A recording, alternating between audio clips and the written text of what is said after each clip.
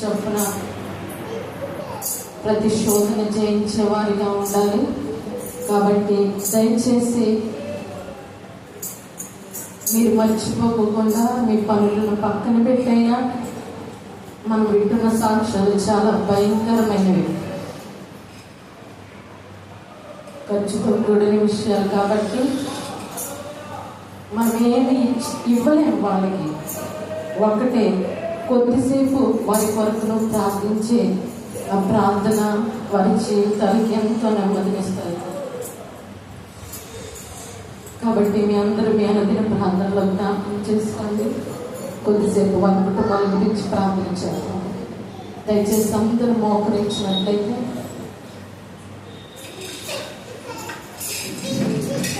ఎప్పుడైతే ఇతరుల గురించి మనం ప్రార్థన చేస్తామో మన అవసరతలన్నీ దేవుడు తీరుస్తాడండి.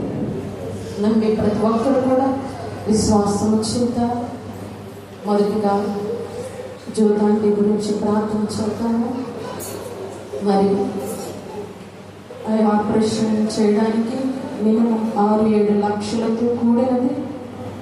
కాబట్టి మనందరికీ తెలిసి కుటుంబ పరిస్థితి తెచ్చుకుంటే తినడం, కానీ దేవుడు మరి ఆయన చిత్తాన్ని ఏ రీతిగా జరిగిస్తారు మనం ఎప్పుడు తలవంచవలసిన వారమే. కాబట్టి మీ ప్రార్థనలో నా తల్లి కొరకు ప్రార్థన చేయండి. ఆత్మీయ సహోదరి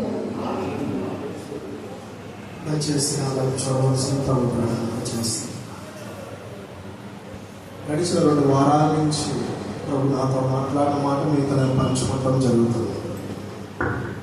గడిచిన వారం కూడా అంశం చెప్పాను, వాచ్ అండ్ ప్రే, కనిపెట్టుకొని ప్రార్థన చేయాలని ప్రభు చెప్పే మాట కూడా చెప్పారు.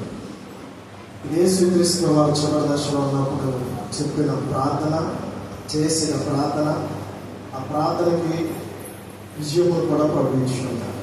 కాబట్టి నాకు ఈ సహోదరులుగా గడిచిన 2 వారముల దగ్గర నుంచి చెప్తాను, కుటుంబంలో శోధనలు రాబోతున్నాం ప్రభు చూపిస్తున్నాడు. దయచేసి మెలకువగా ఉండి ప్రార్థించి, మెలకువగా ఉండి ప్రార్థించి. శోధన జయించేవాడు ధన్యుడు, అటు వానికి జీవకిరీటము. కాబట్టి ప్రతి శోధన జయించేయాలంటే నీలో ఉన్నవాడు, ఆయన పేరు నజరేయుడైన యేసు. పరిశుద్ధాత్మదేవుడు నీలోకి వచ్చి ఆయన ఉత్తరవాదిగా నీలో ఉండి నేను బలపరిచి స్థిరపరిచి ఆయన ఆత్మతో నింపి ఉచ్చరింపు సత్యము కానీ మూలుగులతో ఆయన నింపి ఆయన నీతో పాటు ప్రార్థిస్తాడు. నువ్వు చేయలేని ప్రార్థన ఆయన నీలోకి వచ్చి ఆయన ఆహ్వానించినప్పుడు ఆ ఆత్మ నీలోకి వచ్చి మూలుగులతో కూడిన ప్రార్థన, అంగలార్పు ప్రార్థన నీలో ఉండి ప్రారంభిస్తాడు. నాకు ఈ సహోదర శరీరం సిద్ధపలేదేమో కావచ్చు, కానీ ఆత్మ మాత్రం ఎల్లప్పుడూ సిద్ధముగా ఉండదు. కాబట్టి మీ ఆత్మను మీరు ప్రవేశపెట్టాలి. కాబట్టి నాకు ఈ సహోదర కొన్ని దినాల్లో ప్రతిష్ఠించబడిన ఉపవాస పండుగలు వస్తాయి. 7వ నెల 7 దినాల ఉపవాస పండుగలు ప్రతిష్ఠించబడిన ఉపవాస పండుగలుగా ప్రభు మన సంఘం ఏర్పరుచున్నారు. కాబట్టి బలహీనులుగా కాక బలవంతులుగా మనం ప్రార్థించాలి. మొదటిగా జ్యోతమ్మ బట్టి మనం ప్రార్థిద్దాం. చిన్న మెదడులో ట్యూమర్ వచ్చింది, రంతపుగడ్డ. అది తొలగిపోవాలంటే దేవుడు కార్యం చేయాలి. అద్భుతం చేయాలంటే ఆయన వర్షం అవుతుంది, మనుషుల వల్ల కాదు. సృజించిన వాడు ఆయనే. కాబట్టి ఆయనే తన బిడ్డను బాగు చేయాలి, బలపరచాలి, స్థిరపరచాలి. 2వ చెల్లి రోజా తన కుమారుడు చిన్నబాబు మీద ప్రార్థించాలి. ఆ బాబు కూడా మెదడులో కొంచెం ప్రాబ్లం ఉన్నట్టు డాక్టర్స్ రిపోర్ట్స్ ఇచ్చారు. కాబట్టి ప్రార్థన చేద్దాం. దేవుడు ఇక్కడ ఒకటే సెలవిస్తున్నది, శోధనలో ప్రవేశించుకున్నారని మనం ఏం చేయాలని ప్రార్థించాలి. ఆత్మతో ప్రార్థించాలి. దయచేసి మీకు ఇచ్చిన వరాన్ని, అది ఏ వరం అయితే ఆ వరం వాడండి. When you praying for others is equal to praying for yourself. మీ గురించి మీరు ఆత్మ మీకోసం ప్రార్థన చేస్తుంది. Let us start our prayer. ప్రార్థన చేద్దాం. పరమ తండ్రి నీకు వందనాలు, స్తుతులు, స్తోత్రం స్తోత్రం స్తోత్రం స్తోత్రం. థ్యాంక్ యూ అబ్బా ఫాదర్. స్వరం ఎత్తాలి, మోగులుగా ఉండకూడదండి. మోగు వాళ్ళు వరే ఉండకూడదు. స్వరం ఎత్తాలి, ఓపెన్ యువర్ మౌత్, మాట్లాడాలి, అడగాలి. మౌన ప్రార్థన ఎలా అంటే, నువ్వు ఒంటరిగా ఉన్నప్పుడు మౌన ప్రార్థన చేయాలి. సంఘంలో ఉన్నప్పుడు నువ్వు ఎప్పుడైతే గట్టిగా ప్రార్థిస్తావు, బలమైన గాలులు, బలమైన నిందలు, అవమానాలు, శోధనలు, అవోదయలు ప్రతి ఒక్కటి ప్రభు జయిస్తాడు. ప్రార్థించాలి. చేతులైతే ప్రార్థిద్దాం. దావీదు కుమారుడా నీకు స్తోత్రం, స్తోత్రం, స్తోత్రం, స్తోత్రం. స్వరమెత్తాలండి, స్వరమెత్తాలి. అందరూ మోకరించాలి, మోకరించాలి. ఆకాశం వైపు 2 చేతులు పైకి చూపిస్తూ చూపిస్తూ ప్రభు వైపు చూపిస్తూ ఆడిస్తూ ప్రభువుని అడుగుదాం. Holy Spirit, Viplahandala Diriki Nila Andalahandali Shilhe Burulikya Arandri Silhe Daraka Shilhe Dirikya Abba Bavariki Diriki Nila Durulikya Amba Shilhe Dirikya Takenda Shilhe Diriki Burulikya and Adi Kimya Shuku Durikin Diriu Ahem Borukanda Sikin Dirishu Habarikya Alhamdulillah Eham Bahadi Bumi Shilhe Dirikya Melehe Marala Gadala Diriki Elakanda Sikinderele Burlikia and the Hede Shahan Diriki Abadingo Golden Shahan Diriki Dirikia Eladia Kudia Dukinia Buri Elakanya She Aki Oke Yakuya Chukari Lado Chahayeke Lahim Rolo Hoji Shahidiaka Lokoshahim Brulikin Dirikia Ehim Diriki Shahim Dirikia Lakandale Shaladerekyo, Ebehela Kadre Horiatio, Lakandale Shakaderekyo, Lakandale Hasekerekyo, Lahanda Kedera Shaheboi, Anya Handre Kende, Lakrakada Shakreke, Landro Shite Kiliadre, Linka Hadia Doroko Shahedrekia, Rukinya Yakiorika, Labrehet Sekimiladrelikio, in the Hudri Shahadrelia, Glory, Labreke Shahendrelikio, Terehebelagadrelike, in the Hadroko Shop that in Yadia, Evia Donia, Yehidrikia, and Yadokondrikia, Yimya Yorushia, Rikin and Yadokondrikia,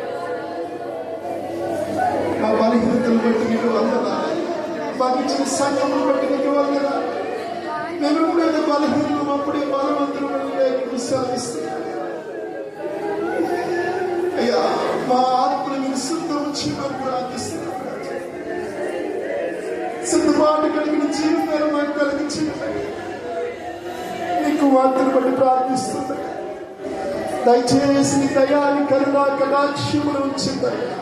దావీదు కుమారుడా, దయచేసి నీ కుమార్తె పట్ల దయ ఉంచుతాయి. దయచేసి నీ కుమార్తె పట్ల కార్యము సఫలపరచుతాయి. గాయం పెట్టువాడు నీవు, గాయం వాల్పువాడు నీవే కదా. శోధన సహించువాడు తగినట్టు వారి జీవం తిరిగి ఉంటుంది కదా. ఈ రోగమును దేవా, ఈ నిందను, ఈ అవమానమును ప్రభు తొలగించేవారు, కావలసిన శక్తిని, బలమును దేవ, ధైర్యము నీ కుమార్తెను కలిగించేది. నెబ్బరము కలిగి ధైర్యము, దిగులు పడకు, చెడియకు. నీవు నడుచు మార్గమంతటిలో దేవుడైన యెహోవా నీకు తోడైనను గాక. ఈ వాగ్దానముతో ఈ నరమును తృప్తిపరిచేవాడు, మా జీవితాంతకు తృప్తిపరిచేవాడు నీవు. ప్రతి ఒక్క వాగ్దానం మా పూర్వీకుల విషయంలో నెరవేర్చి, ఈ వాగ్దానం మా విషయంలో దేవా, ఈ సంఘము విషయంలో నెరవేర్పులను కలిగించి, నీ కుమార్తె పట్ల దయ ఉంచిందయ్యా. కృంగిన వారిని బలపరచువాడు నీవే, సమస్యల వారిని శక్తితో నింపువాడు నీవే కదా.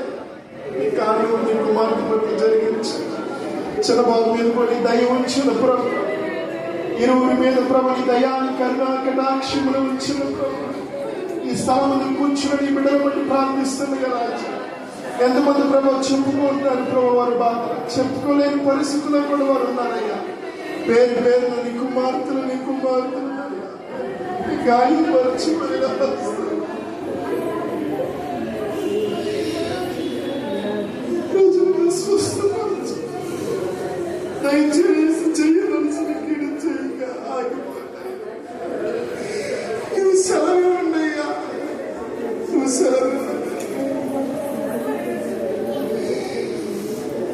సూర్యచంద్రుల ఆపి అభిషేకముని ఆవిష్కరించి ఈ స్థలమందు నీ కుమారుని కుమార్తెలు మేము అడుగుచున్నామయ్యా. ఈ తెగులను ఆపివేయండియ్యా. గడిచిన 2 వారాల క్రితం గురించిన స్వప్నమందు మీరు మాట్లాడి కలను బట్టి కుటుంబంలో శోధన రాబోతుందని మీరు చెప్పి హెచ్చరించి ఉన్నారు అయ్యా. నీ బిడ్డలు నీ చేతికి అప్పగిస్తున్నారు. ఈ శోధన ప్రభు ఎదుర్కొని ప్రభు విజయోత్సవనే కొండ మీదకి ప్రజలు నిలబెట్టారు. ఈ శోధన తీయమని మేము అడగట్లేదు కదా ఆయన. ఈ శోధన ఎలా జయించాలో శక్తిని బలమును దయచేయండి. శోధన జయించడం మాకు నేర్పించండి. మీ కుమారులు మీ కుమార్తెలు నీ శరీరం మా శరీరం, నీ రక్తం మా రక్తం, నీ ఆత్మ మా ఆత్మ ఆలింగనమై నీలో మేము మాలో మీరు ఉన్నప్పుడు ప్రభు ఈ శోధన తీయమని మేము అడగట్లేదు అయ్యా. నువ్వు ఏ విధంగా అయితే శోధన జయించి ఉన్నావు, ప్రతి శోధన జయించే శక్తిని సామర్థ్యమును కలిగించే నువ్వు శక్తినిస్తేనే బలమునిస్తేనే నీ ఆత్మ మాకు తోడుంటే ఇదంతా సాధ్యమవుతుంది. దయచేసి సంగమ పట్ల నీ దయాని కరుణాని కటాక్షమును మానకాని ఉత్తరములు మా పట్ల దేవ కనుపరుస్తున్నాను. నువ్వు చెప్పిన ప్రతి మాట ఈ స్థలముని ప్రజలించి ఒక్కొక్క కుటుంబంలో ఒక్కొక్క శోధన ప్రభు చూపిస్తున్నా. ప్రతి శోధన ప్రభు జయించే శక్తిని సామర్థ్యం నీ ఆత్మ ద్వారా నీ ప్రజల జీవితంలో నూతన కార్యాలు జరిగించు. విరిగి నలిగిన హృదయం ఆలక్ష్యం చేయు కదయ్యా. నువ్వు ఆలక్ష్యం చేయ, మేమైనా ఆలక్ష్యం చేస్తున్నాము కానీ నువ్వు ఆలక్ష్యం చేసే దేవుడు కాదు, ఎంత మాత్రం కాదు.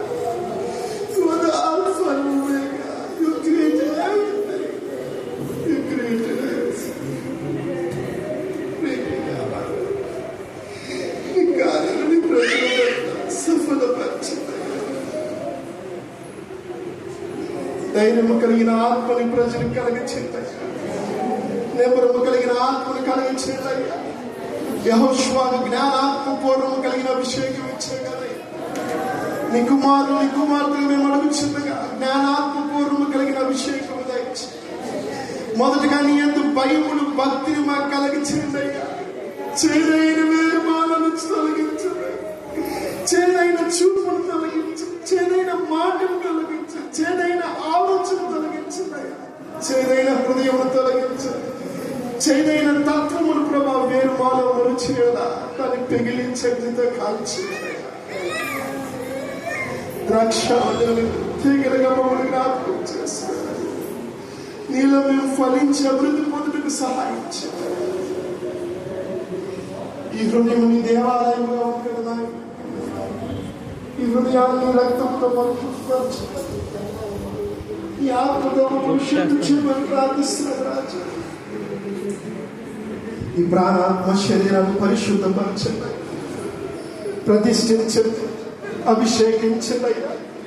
నీకు ఆశ్రదకరమైన పాత్ర ఈ ప్రాణాత్మ దేహాన్ని ప్రభు ఈ పాత్రగా వాడుకోండి.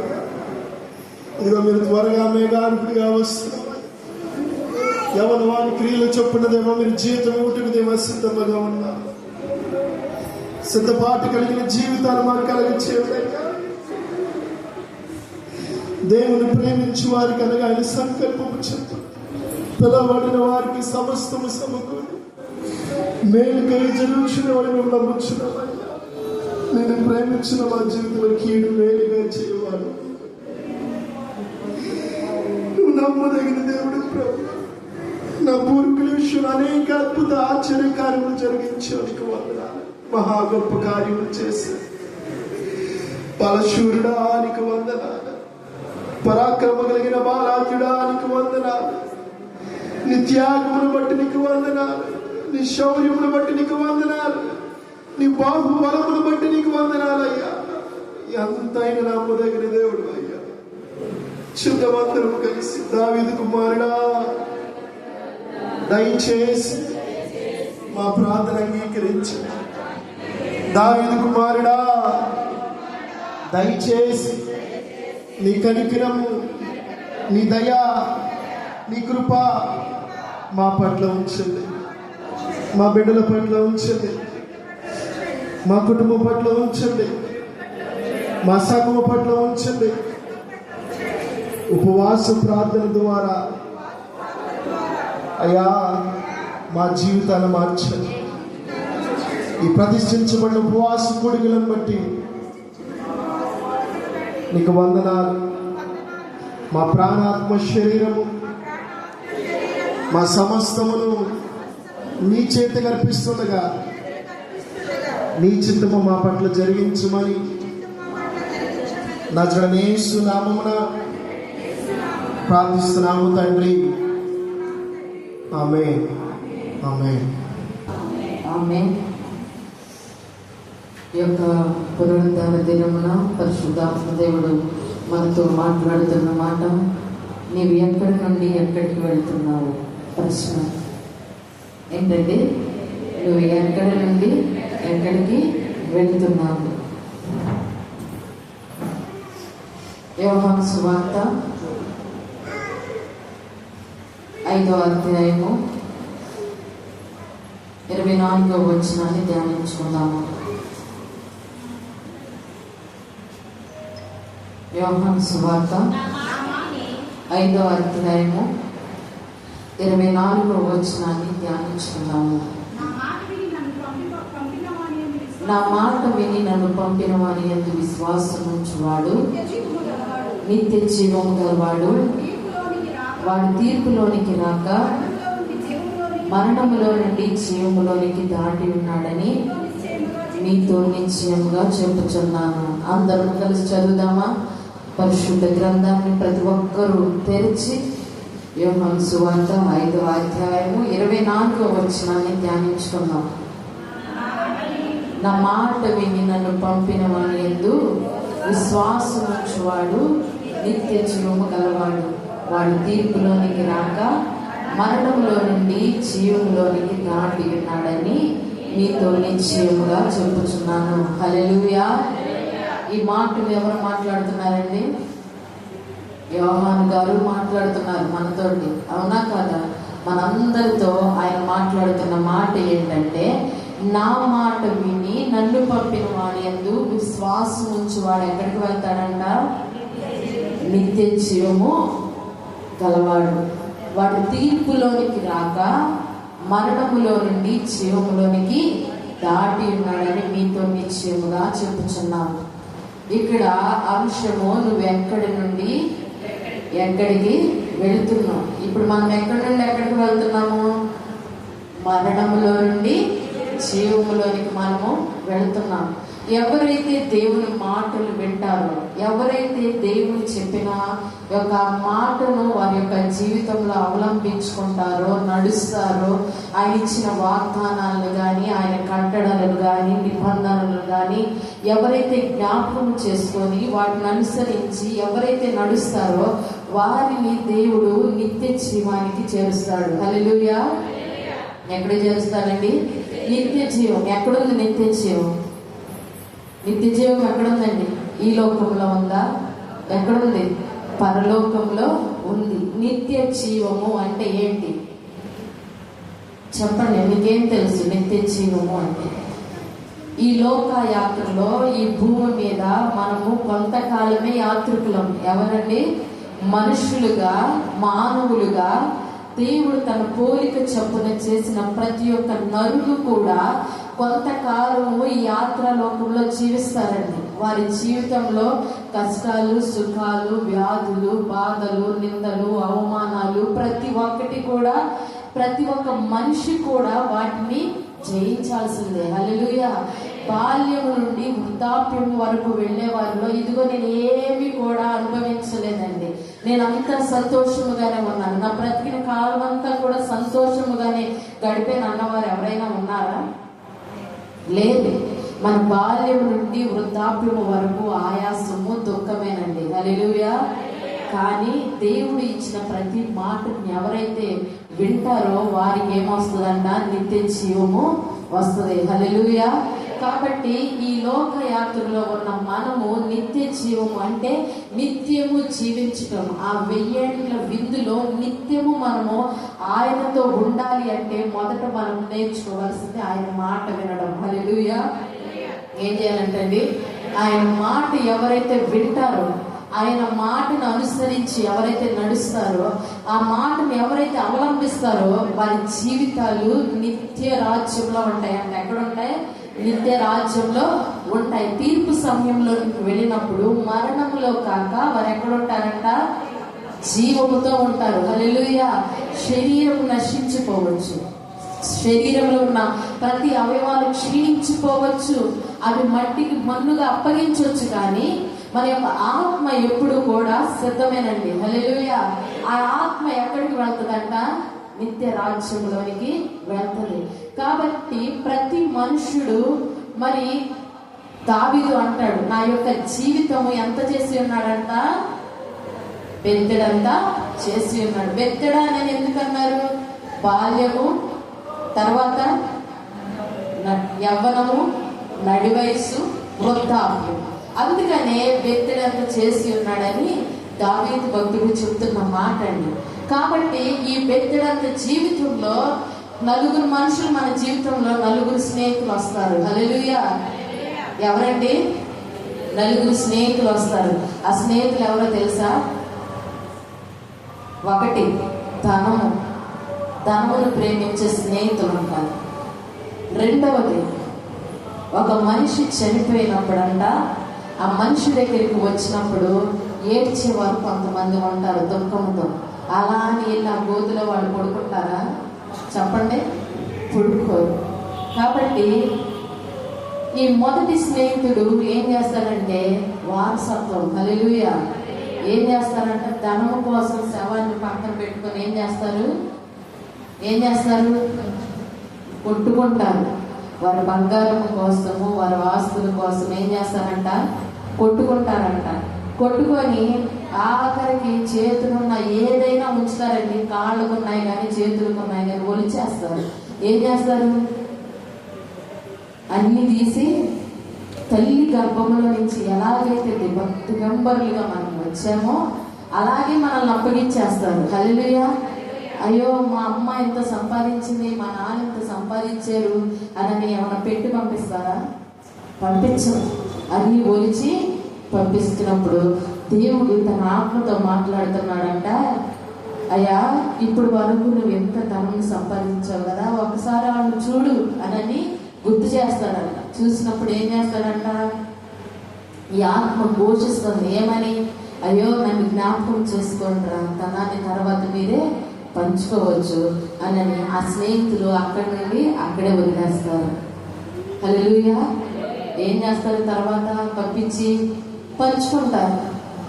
బంధువులు, స్నేహితులు, రక్త సంబంధులు, తోడబుట్టిన వాళ్ళందరూ వస్తారండి. ఎక్కడికి? శవం దగ్గరికి. ఏం చేస్తారు? పడి పడి ఏడ్చి రొమ్ములు గుద్దుకుంటారు. అవునా? ఎక్కడ తీసుకెళ్తారు? సమాధుల్లోకి తీసుకెళ్తారు. అప్పుడు దేవుని ఆత్మ మాట్లాడుతుందంట, ఇదిగో ఇప్పుడు వరకు నమ్మేవు కదా వీళ్ళందరినీ, ఇదిగో నీతో పాటు ఎవరైనా వస్తారేమో అడుగు అంటే ఒక్కొక్కరి దగ్గరికి వెళ్ళి అడుగుతున్నాడంట, అయ్యా నాతో పాటు రా, నాతో పాటు రా. ఎవరు వస్తారు? ఎవరు రారు. ఏం చేస్తారు? వారి శరీరాన్ని మందుకు అప్పగించి తిరిగి వెళ్ళిపోతున్నారు. అదే రీతిగా శరీరాన్ని అడుగుతున్నాడంట, ఏమని? ఇప్పుడు వరకు ఈ శరీరాన్ని నువ్వు ఎంత బాగు చేసుకున్నావు కదా, ఎంత సౌందర్యాన్ని ఇచ్చావు కదా, అంత చందంగా చూసుకున్నావు కదా, ఈ శరీరాన్ని అడుగు నీతో పాటు వస్తుందేమో అన్నాడంట. ఏమైందండి? కొన్ని రోజులకి మనిషి బ్రతుకుండగానే ఆ శరీరానికి వ్యాధి, ఆ చనిపోయిన తర్వాత దాంట్లో నుంచి ఏమొస్తుంది? దుర్వాసన వస్తుంది. ఆ శరీరాన్ని అడుగుతున్నాడంట, నిన్ను నేను ఎంత అపురూపంగా చూసుకున్నాను కదా, నేను ఎంతో అందంగా తయారు చేశాను కదా, మరి నువ్వు వస్తావా నాతో పాటు అంటే నేను రానయ్యా, నేను ఇక్కడే కుళ్ళిపోతానని చెప్పి ఆ శరీరం చెప్తుందంట. హల్లెలూయా. అయితే ఆత్మను అడగమన్నారంట. ఎవరైతే రక్షించబడతారో, మారు మనసు పొందుతారో, బాప్తిజం పొందుతారో వారి ఆత్మ దేవుని దగ్గర నిత్య రాజ్యంలో ఉంటుంది. చప్పట్లు కొడతారా? ఆత్మ అంటదంట, ఇదిగో నేను సిద్ధమే అంటదంట. హల్లెలూయా. ఎవరైతే రక్షించబడతారో వారి ఆత్మ చెప్తుంది, ఆత్మ దగ్గరికి వెళ్ళి మాట్లాడినప్పుడు ఆ ఆత్మ చెప్తుందంట, ఇదిగో నేను సిద్ధముగానే ఉన్నానని చెప్తుందంట. ఈరోజు నీ ఆత్మ నీతో మాట్లాడుతుందా? నువ్వు సిద్ధమే అని చెప్పగలుగుతుందా? నీ ఆత్మ నిత్య జీవము అంటే దేవునితో యుగ యుగములుగా ఉండే జీవమే నిత్య జీవం అండి. హల్లెలూయా. దానికి మరణం అనేది ఏ మాత్రము కూడా ఉండదు. కాబట్టి మనము ఎప్పుడైతే దేవుని మాటలను విని శ్రద్ధ భక్తితో ఎప్పుడైతే ఆ మాటలు మనం అపేక్షించుకుంటామో, మనలో వాటిని ఎప్పుడైతే అవలంబించగలుగుతామో అవి మనల్ని ఈ లోకంలో విడిచిపెట్టే విధముగా ఉండదు, కానీ నిత్య రాజ్యానికి చేర్చే విధముగా ఉంటాయండి. హల్లెలూయా. దేవుని మాట వినే ప్రతి ఒక్కరు కూడా, యేసుక్రీస్తును నమ్మేవారు ఎవరైనా కూడా చేసే మొదటి పని ఏంటంటే మారు మనస్సు. హల్లెలూయా. ఎవరైతే మారు మనసు పొందుతారో, బాప్తిజం పొందుతారో వారు నిత్య రాజ్యానికి చేర్చబడతారు. మరి ఇక్కడ యోహాను గారు కూడా చెప్తున్న మాటలు ఏంటంటే, నన్ను పంపిన వారి యందు ఎవరైతే విశ్వాసం ఉంచుతారో. ఎవరండి యోహాను పంపించింది? ఎవరు పంపించారు? యోహాను గారిని ఎవరు పంపించారు? దేవుడే పంపించాడు. హల్లెలూయా. అప్పటి వరకు మారు మనసు తెలుసా జనాలకి? పశ్చాత్తాపం తెలుసా? బాప్తిజం అంటే ఏంటో తెలుసా? ఆయన యూదయ అరణ్యంలో వేసే కేక అనేక మంది యెరూషలేము నుండి చుట్టుపక్కల ప్రాంతాల నుండి కదిలించిందండి. హల్లెలూయా. ఈ రోజు నువ్వు వేసే కేక నీ మధ్య ఉంటుందా? నీ కుటుంబంలో ఉంటుందా? జనుల ఎదుటికి వెళుతుందా? లేకపోతే రక్షణ లేని వారికి రక్షించగలిగే సామర్థ్యాన్ని, సత్తువుని, భరోసాని కలుగు చేస్తుందా? కాబట్టి క్రైస్తవులుగా పిలువబడుతున్న మనము ఈ లోకంలో ఉన్న చిన్న చిన్న వాటిని కూర్చి అతిశయపడి చిన్న చిన్న వాటి కొరకు కోరికలను పెంచుకోవటం కాదండి.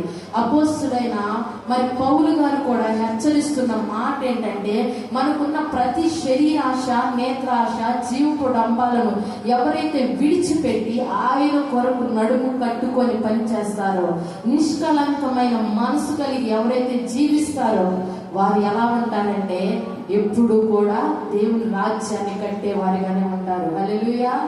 ఈ రోజున నీవెక్కడి నుండి ఎక్కడికి వెళ్తున్నావు చెప్పండి. దీవించబడిన నీవు శపితమైన వాటి కొరకు పరిగెడుతున్నావా? శపించబడిన వాటి నుండి దీవించబడిన వాటిలోకి నువ్వు వస్తున్నావా? దేవుడు నీతో స్పష్టంగా మాట్లాడుతున్న మాట అండి. ఈ రోజు మధ్యాహ్న సమయంలో పునరుద్ధాన ఆదివారంన దేవుడు స్పష్టంగా మనతో మాట్లాడుతున్న మాట, ఏ గమ్యం నుండి ఏ గమ్యానికి నువ్వు వెళ్ళగలుగుతున్నావు. ఈ రోజు దేవుడి మందిరంలోనికి వస్తున్న మనము కొద్దిసేపు ఆయన వాక్యం మనం వింటాం, కానీ ఇంటికి వెళ్ళగానే మనం ఏం చేస్తాం? మన యొక్క భక్తి జీవితాన్ని పాడు చేసుకుంటాము. మన మాటలో మంచి ఉండదు, మన చూపులో మంచి ఉండదు, మన ప్రవర్తనలో మంచి ఉండదు. కానీ ఇక్కడ యోహాను భక్తులు గారు చెప్తున్న మాట ఏంటంటే, సవాళ్ళు విసురుతున్నాడంట. ఆయన చెప్పే మాట ఏంటంటే తెలుసా? ఎవరైతే ఆయన్ని నమ్మి ఎవరైతే విశ్వాసం ఉంచుతారో వారు నిత్య జీవానికి చేర్చబడతావు. నీవు నిత్య జీవానికి వెళ్ళే గుంపులో ఉంటున్నావా? విడవబడే గుంపులో ఉంటున్నావా? దీవించబడే వ్యక్తిగా ఉంటున్నావా? శపించబడే వ్యక్తిగా నువ్వు ఉంటున్నావా? నీ దేశం ఎలా ఉంది? నీ ప్రాంతం ఎలా ఉంది? నీ ప్రజలు ఎలా ఉన్నారు? నీ బాగోగులు చూసేవారు ఎలా ఉన్నారు? నీ కుటుంబం ఎలా ఉంది? నీ బంధువులు ఎలా ఉన్నారు? దేవుడు మాట్లాడుతున్న మాట అండి ఈరోజు. కాబట్టి మనం దేవుని సన్నిధిలోకి వస్తున్నాం, మనము దీవెనకరముగా ఉండాలని దేవుడు కోరుకుంటున్నాడు. హల్లెలూయా. ఈ లోకంలోనే కాదు దీవెన అనేది, అది ఎక్కడ ఉండాలంటే నిత్య జీవంలో కూడా ఉండాలి. హల్లెలూయా. కొంతమంది ధనముతో ఉంటారండి, కొంతమంది వారికి ఉన్న వాటిని బట్టి అతిశయించి దేవుని మీద వెరితనంగా ప్రవర్తిస్తూ ఉంటారు, వారికి ఉన్న ఇచ్చలను బట్టి. హల్లెలూయా. కాబట్టి ఎన్ని ఉన్నా ఏమి ఉన్నా మనం దేవుని ఎదుటికి వెళ్ళినప్పుడు మనం ప్రతి ఒక్కరు తల వంచవలసిందే. హల్లెలూయా. ఏది ఉన్నా ఏది లేకపోయినా ఎప్పుడైతే ఆయన మాటకు విధేయత చూపిస్తారో, ఆయన మాటను బట్టి ఎవరైతే నడుస్తారో వారి జీవితాలంట దీవెనకరంగా ఉంటాయంట. ఇద్దరు వ్యక్తుల గురించి మనం మాట్లాడుకుందాం ఈ రోజున. దీవించబడిన దేశంలోనికి వెళ్ళిన అబ్రహాము గారి గురించి, అదే విధముగా నయోమి యొక్క కోడలైన రూతు గారి గురించి మనము ఈ యొక్క మధ్యాహ్న సమయంలో మాట్లాడుకున్నామండి. టైం ఎక్కువైందని ఎవరు బాధపడద్దు. దయచేసి దేవుని వాక్యాన్ని స్పష్టంగా మనం విని మన యొక్క జీవితంలో అవలంబించుకుందాం. ఆదికాండము 12వ అధ్యాయము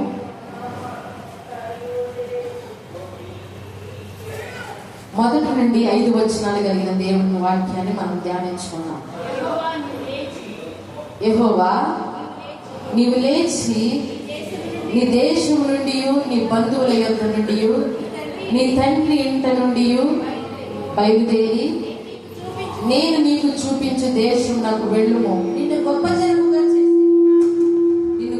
జనముగా చేసి నిన్ను ఆశీర్వదించి నీ నామమును గొప్ప చేతును, నిన్ను ఆశీర్వాదముగా నుండు, నిన్ను ఆశీర్వదించు వారిని ఆశీర్వదించదను,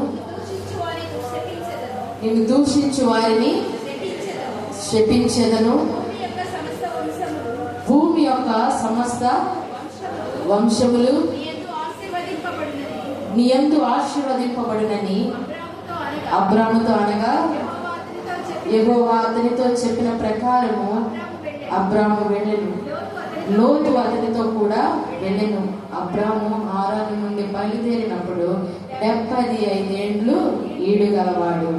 అబ్రాము తన భార్య అయిన శారాయిని, తన సహోదరుని కుమారుడైన లోతును, హారానులో తానును వారును అర్జించిన యావదాస్తిని, వారు సంపాదించిన సమస్తమైన వారిని తీసుకొని కనాను దేశమునకు వెళ్ళుటకు బయలుదేరి కానాను దేశమునకు వచ్చింది. హల్లెలూయా.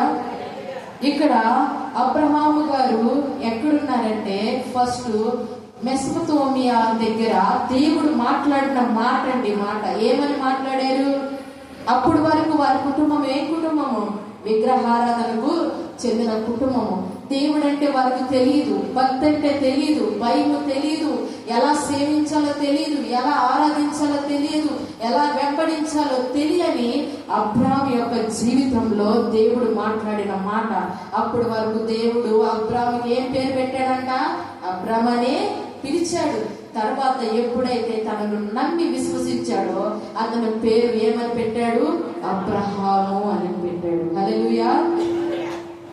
ఈరోజు దేవుడు నీ జీవితంలోనికి వస్తే, ఎప్పుడైతే దేవుని మాటను వినగలిగితే, అప్పుడు వరకు నీ పేరు సరిగా లేదేమో కానండి, ఎప్పుడైతే ఆయన మాట విని ఆయన వెంబడిస్తావో నీ పేరునే మార్చగలడు. హల్లెలూయా. నీ జీవితాన్ని మార్చగలడు. నీకున్న పాత రోత జీవితాన్ని ఆయన ఏం చేస్తాడంట? మార్చగలుగుతాడంట. కాబట్టి అబ్రాము యొక్క జీవితంలో చూసినట్లయితే ఆయన మొదట ఉన్న ప్రాంతం ఏంటంట? మెసొపొతేమియా. ఈ ప్రాంతంలో దేవుడు పిలిచాడు. ఎవరిని? అబ్రాముని పిలిచాడు. పిలిచినప్పుడు అబ్రాము వెంటనే వచ్చేసాడా? చెప్పండి. మీరు బైబిల్ చదివారు కదా. వెంటనే వచ్చేసాడా? వాళ్ళు ఏ ఊర్లో ఉన్నారు? ఊరు అనే కల్దీల పట్టణములో వారు ఉన్నారంట. ఎక్కడున్నారంట?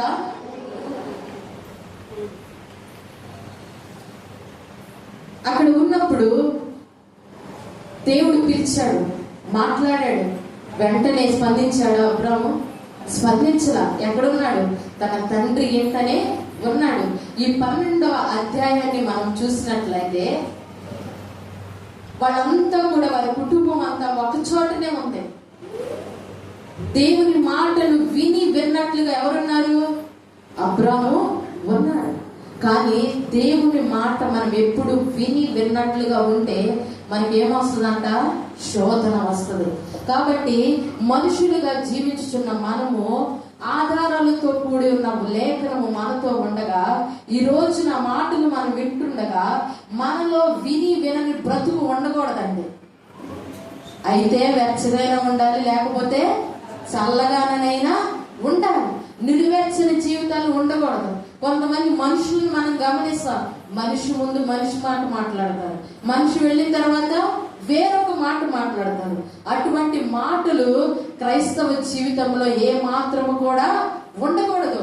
కాబట్టి ఇక్కడ అబ్రాము గారి దగ్గర నేర్చుకోవాల్సిన విషయం ఏంటంటే, ఆయన దేవుని మాట విన్నాడు, కానీ విననట్లుగా జీవించాడు. హల్లెలూయా. అందుకనే దేవుడు మరొకసారి స్పందిస్తున్నారు, గట్టిగా మాట్లాడుతున్నారు. ఎవరితోనండి? అబ్రాము గారితో మాట్లాడుతున్నారు. ఏమని చెప్తున్నారు? నీ దేశమును, నీ బంధువులను, నీ తండ్రి ఇంట నుండి బయలుదేరి ఇదిగో నేను నీకు చూపించు ప్రాంతానికి నువ్వు వెళ్ళాలి. హల్లెలూయా. ఏ ప్రాంతానికి వెళ్ళాలంట? ఇప్పుడు వరకు అబ్రాము ఉన్న ప్రాంతము దీవెనకరముగా ఉందా చెప్పండి? లేదు. ఆశీర్వాదకరముగా లేదు. అప్పుడు వరకు కూడా విగ్రహారాధన చేత నింపబడి హేయమైన దానిలో వారు జీవించారు. ఎప్పుడైతే దేవుని చిత్తంలోనికి నువ్వు వెళతావో హేయమైన దానిలో దేవుడు నిన్ను ఉంచడండి. హల్లెలూయా. అయ్యో, అబ్రాము చాలా బాధపడి ఉండొచ్చు, అవునా కదా? తన ఇంటి వారిని, బంధువులను, రక్త సంబంధులను అందరిని విడిచిపెట్టి వస్తుంటే ఎట్లా ఉంటదండి ఏ మనిషికైనా? బాధ. నేను అట్లాగే ఏడ్చి దేవునికి అప్పగించాను. హల్లెలూయా. నేను ఆత్కూరు తప్ప ఏ ఊర్లో ఉండేదాన్ని కాదు. కానీ కొన్ని సమయాలు, సందర్భాలను బట్టి ఆయన చిత్తానికి మనం తల వచ్చినప్పుడు అంటండి, దేవుడు శపించబడిన వాటిల్లో మనల్ని ఉంచకుండా ఆశీర్వాదకరమైన వాటిలోనికి దేవుడు మనల్ని తీసుకొస్తాడు. హల్లెలూయా. కాబట్టి మానవుని యొక్క జీవితాల్లో మనము కూడా దేవుడు నాకెందుకు ఈ సమస్య పెట్టాడు, దేవుడు నాకెందుకు ఈ పరీక్షను పెట్టాడు, దేవుడు నన్ను ఈ కోణము గుండా ఎందుకు తీసుకువెళ్ళాలనుకుంటున్నాడు అని మానవులుగా మనకు అనేక ప్రశ్నలు వస్తా ఉంటాయి. కాబట్టి దేవుడు బెటర్ దానిలోనికే నిన్ను తీసుకువెళ్తాడు, ఉత్తమమైన వాటిలోనికే తీసుకువెళ్తాడు, శ్రేష్టమైన వాటిలోనికే తీసుకువెళ్తాడు. కానీ నాశనకరమైన గుంటలోనికి నిన్ను ఆయన తీసుకువెళ్ళడండి. హల్లెలూయా. కాబట్టి తల్లి యొక్క ఉపదేశాలను, తండ్రి ఉపదేశాలను ఎవరైతే వింటారో వారి యొక్క బాల్యము నుండి కూడా వృద్ధాప్యము వరకు వారి జీవితాలు బండ మీద కట్టబడినట్లుగానే ఉంటాయండి. హల్లెలూయా. కాబట్టి మన తండ్రి ఆయనై ఉన్నాడు. మనం ఎప్పుడైతే ఆయన ఉపదేశాలను మనం వింటామో, ఆయన మాటను చొప్పున మనం ఎప్పుడైతే వెంబడిస్తామో దేవుడు ఉన్నతమైన ప్రణాళికలోనికి మనల్ని తీసుకువెళ్తాడండి. ఇక్కడ చూసినట్లయితే అబ్రహాము గారు కూడా దేవుని యందు విధేయత కలిగిన వాడు. హల్లెలూయా. దేవుడు ఇచ్చిన కట్టడలను, ఆజ్ఞలను అవి చాలా భయంకరముగా ఉన్నప్పటికీ కూడా అబ్రాము గారంట విధేయతతో వాటిని ఏం చేశాడంట? నెరవేర్చాడంట. హల్లెలూయా. ఈరోజు దేవుని యొక్క విధేయత నీకుంటేనండి ఏ సమస్యనైనా నువ్వు సాధించగలవు, అవునా కాదా? ఈ యొక్క ఊరు అనే పట్టణంలో తన సహోదరుడు చనిపోయాడు. ఎవరు? లోతు యొక్క తండ్రి చనిపోయాడు. వారు అక్కడి నుండి ఎక్కడికి వచ్చారు? హారానుకు వచ్చారు. ఎక్కడికి వచ్చారండి? హారాను దగ్గరకు వచ్చి కొంతకాలం అక్కడే వారు నివసించారు. ఈ హారాను దగ్గర దేవుడు మరి ఒకసారి మాట్లాడిన మాట, నీవందరిని విడిచిపెట్టి నన్ను వెంబడించు, నేను ఎక్కడైతే చూపిస్తానో ఆ ప్రాంతానికి నువ్వు వెళ్ళన్నప్పుడు దేవుడు ఎక్కడికి పంపించాడంట? కానానుకు పంపించాడంట. మరి అబ్రాహాము యొక్క తండ్రి పేరేంటండి? అతను ఎన్ని సంవత్సరాలు బ్రతికాడు? 145 సంవత్సరాలు బ్రతికాడు. హల్లెలూయా. ఈ రోజు మనం ఎన్ని సంవత్సరాలు బ్రతుకుతున్నాం ఇప్పుడు చెప్పండి? 60-70 కూడా లేదు. ఎప్పుడు ఉంటామో ఎప్పుడు పోతామో కూడా తెలియని బ్రతుకులండి. ఆవిరి వంటి వచ్చేసినాయి, దుమ్ము వంటి వచ్చేసినాయి, గడ్డి పువ్వు లాంటిది వచ్చేసింది. ఇంకెక్కడున్నాయి 60-70 సంవత్సరాలు? లేవు. ఏ సమయాన్ని ఏమి సంభవిస్తుందో ఎవరికి కూడా తెలియదు. కాబట్టి దేవుడు స్పష్టంగా మనతో మాట్లాడుతున్నారు. ఎవరైతే దేవుని మాటను వింటారో, దేవుని ఎవరైతే అంగీకరిస్తారో వారి జీవితాలు ఎలా ఉంటాయంటే నిత్య జీవానికి వెళ్లే విధముగా ఉంటాయి. అప్పుడు వరకు అబ్రాహాము యొక్క జీవితము శపితమైన దేశంలో ఉంది. హల్లెలూయా. ఎప్పుడైతే దేవుని మాటను విని కానానికి వచ్చాడో అబ్రహాము జీవితం అంతా దేవుడు తిరగ రాసేశాడు. హల్లెలూయా. ఏమేమి వచ్చినాయండి అబ్రహాముతో పాటు? సంతానం వచ్చింది, ఘనత వచ్చింది, దేవుని యొక్క కాపుదల వచ్చింది. హల్లెలూయా. అప్పుడు వరకు ఘనత లేదు, సంతానం లేదు, కాపుదల లేదు. వాళ్ళ కుటుంబం ఏంటి? బొమ్మలు తయారు చేసుకోవడం, అమ్ముకోవడం, జీవనం గడపడం. కానీ ఇప్పుడు జీవము కలిగిన దేవుణ్ణి ఎక్కడంట? హారానులో ప్రకటించాడంట. బలిపీఠాన్ని కట్టాడంట. హారానులో ఉన్న జనులు వారు చాలా భయంకరులంట. ఏం చేశారు? పూజలు. అటువంటి ప్రాంతంలో అబ్రాము వెళ్ళి ఏం చేశాడంట? బలిపీఠాన్ని కట్టాడు. జీవము కలిగిన దేవుని గురించి ప్రకటించడం ప్రారంభించాడు. అప్పటి వరకు జీవము లేని వాటిని అమ్మాడు, కానీ ఎప్పుడైతే తన జీవితంలోనికి దేవుడు వచ్చాడో జీవాన్ని ప్రకటింపజేసే సామర్థ్యాన్ని దేవుడు కలగజేశాడు. హల్లెలూయా. నీ వట్టి బొమ్మగా ఉండొచ్చు, వట్టి పాత్రగా ఉండొచ్చు. ఎప్పుడైతే దేవుడు నిన్ను నింపుతాడో తన వాక్కుతో, నువ్వు ఇతరులకు ఆయన సువార్తను ప్రకటించగలవు. హల్లెలూయా. దేవుడు మనల్ని ఈ లోకంలో పుట్టించింది మన ఇష్టానుసారమైన జీవితం జీవించడానికి కాదు. మనం ఏదో తెచ్చుకున్నాము, తిన్నాము, బ్రతుకుతున్నాము, ఆస్తులను సంపాదించుకున్నామంటే కాదు. మనం ఈ లోకంలో మనం బ్రతుకుతున్నామంటే ఆయన సువార్తను ప్రకటించాలి, ఆయన గడపరచాలి, ఆయన కొనియాడాలండి. దేవుడు మనల్ని పుట్టించింది అందుకే. ఏదో నేను ఉన్నతమైన విధిగా ఎదగాలని కాదు, అవన్నీ తర్వాత. కానీ దేవుడు నీ పట్ల ఉంచిన ప్రణాళిక ఏంటంటే, నీకు తెలిసిన 2 మాటలైనా ఎదుటి వారికి నువ్వేం చేయాలంట? ప్రకటించాలి. హల్లెలూయా. కాబట్టి ఇక్కడ అబ్రాము గారు కూడా తన తండ్రి చనిపోయినప్పటికీ కూడా దేవుడిని వెంబడించాడండి. హల్లెలూయా. తన కుటుంబాన్ని విడిచిపెట్టి తన సహోదర కుమారుడైన లోతును ఒక సంరక్షకుడిగా ఏర్పరచుకొని వారందరూ కూడా ఎక్కడికి వెళ్ళారంట? కానానుకు వెళ్ళారు.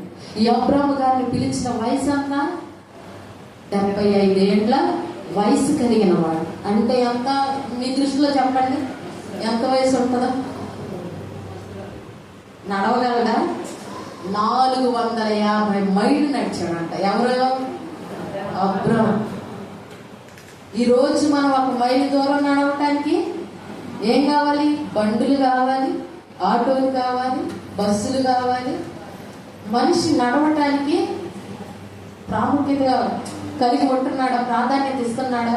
ఇవ్వట్లా. కానీ ఆనాడు దేవుని చెప్పిన మాట కంట భక్తి కలిగి, భయం కలిగంట 450 మైళ్ళు వారు నడిచారంట.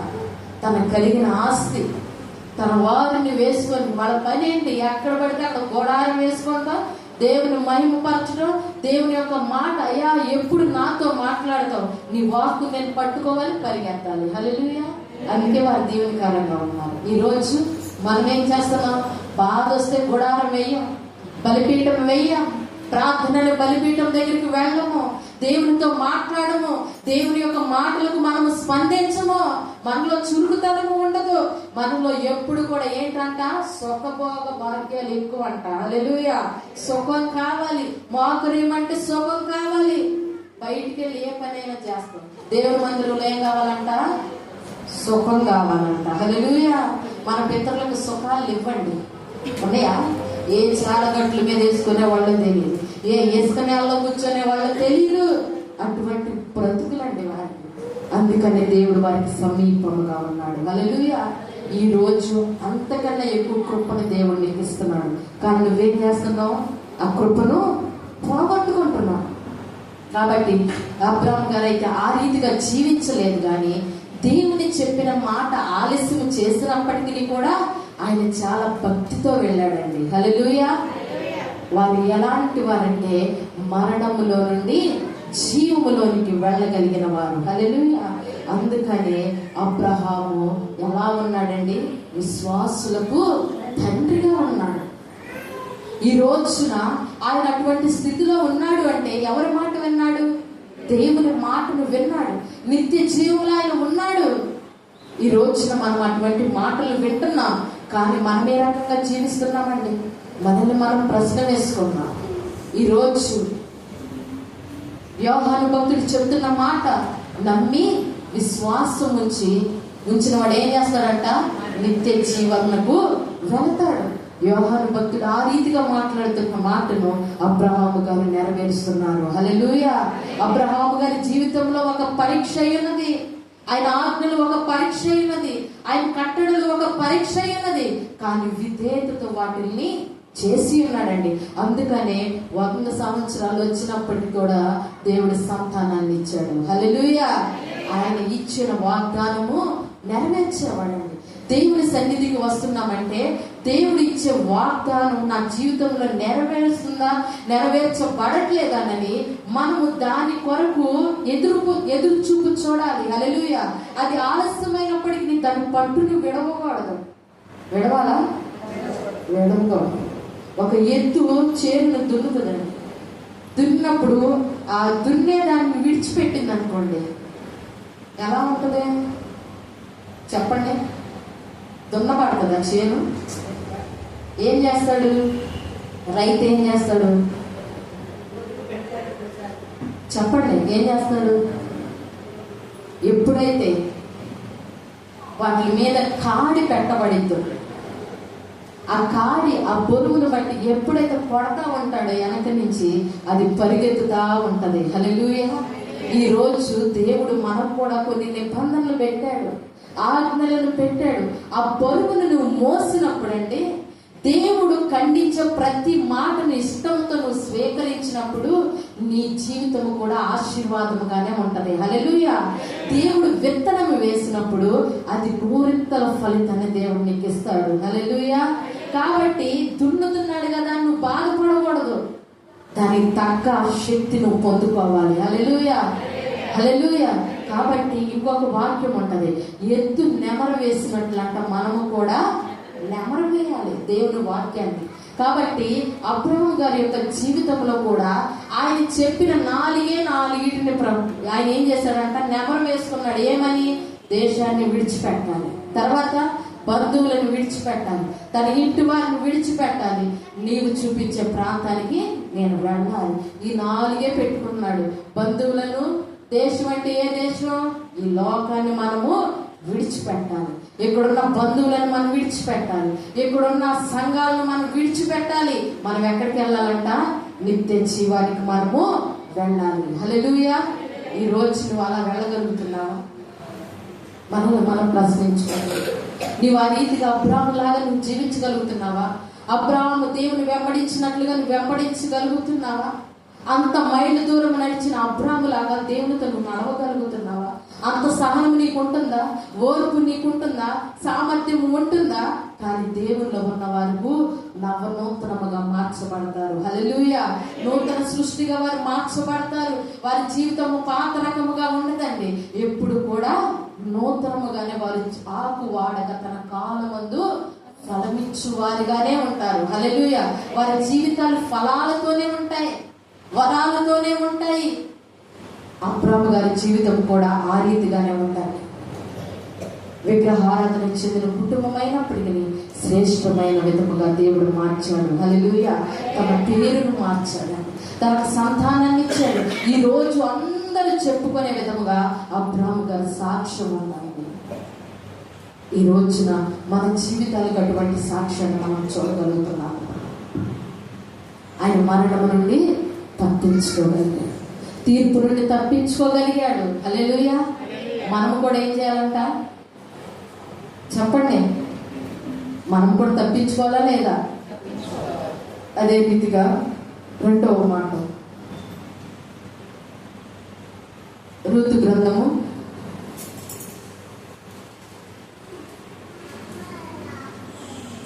1వ అధ్యాయము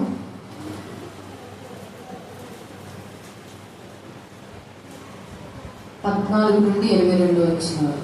వారు ఎలుగెత్తి ఏడవగా ఓర్పా తన అత్తను ముద్దు పెట్టుకొనింది, రూతు ఆమెను హత్తుకొనింది.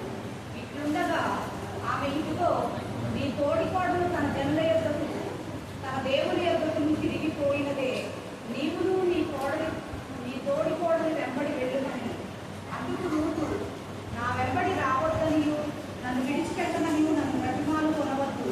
నీకు వెళ్ళి చోటికే నేను వచ్చేదను, నీవు నివసించు చోటునే నేను నివసించదను. నీ జనమే నా జనము, నీ దేవుడే నా దేవుడు.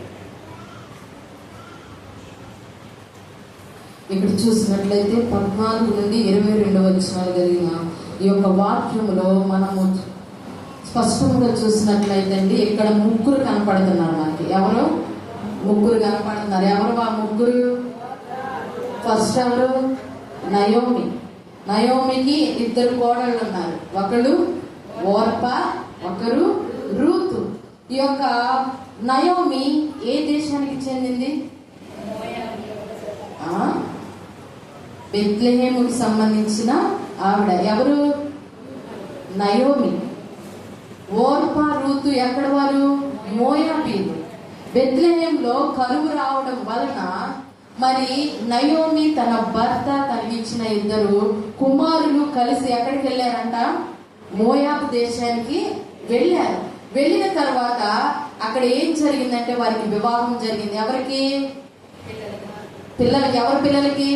నయోమి యొక్క 2 పిల్లలకి వివాహం జరిగింది. వారిలో పెద్ద కోడలు ఎవరు? ఓర్ప. రెండో కోడలు రూతు. ఇక్కడ చూసినట్లయితే 2 కుమారులు తన యొక్క యజమానుడు కూడా మరణించారండి. మరణించిన తర్వాత ఈ యొక్క నయోమి తనకిచ్చిన కోడళ్ళు దుఃఖంలో మునిగిపోయి ఉన్నారు. ఎక్కడంట? చెప్పండి. దుఃఖంలో మునిగిపోయి ఉన్నారు. ఇక్కడ నయోమి తన యొక్క పరిస్థితులను బట్టి మళ్ళీ ఎక్కడికి వెళ్ళాలనుకుంటుంది? బెత్లెహేముకు తిరిగి రావాలంటుంది. బెత్లెహేము అనగా ఏంటండి? రొట్టెల ఇల్లు. చెప్తారా? రొట్టెల ఇల్లు. కాబట్టి అక్కడ ఏముంటదంట? సమృద్ధి ఉంటది. హల్లెలూయా.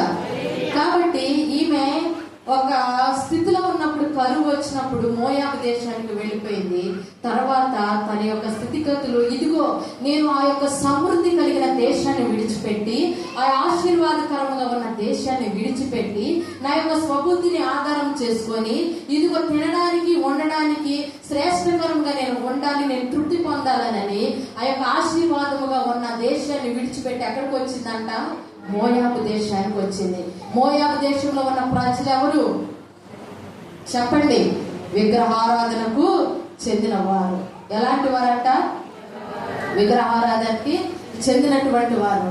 ఈ మోయాబు స్త్రీలు కూడా ఏం చేస్తారు? చెప్పండి. విగ్రహారాధనే చేస్తారు. కానీ నయోమికి దేవుడంటే ఏంటో తెలుసు, దేవుని భయం ఏంటో తెలుసు. కాబట్టి వారి కోడళ్ళకు కూడా వారి దేవతలను కాదు కానీ ఏం చేసిందంట? తిని యొక్క నిజ దేవుడు గురించి చెప్పటం ప్రారంభించింది. హల్లెలూయా. ఎప్పుడైతే ప్రతి విషయంలో దేవుని యొక్క కట్టడలను వారికి నేర్పించింది, దేవుని భయాన్ని వారికి నేర్పించింది.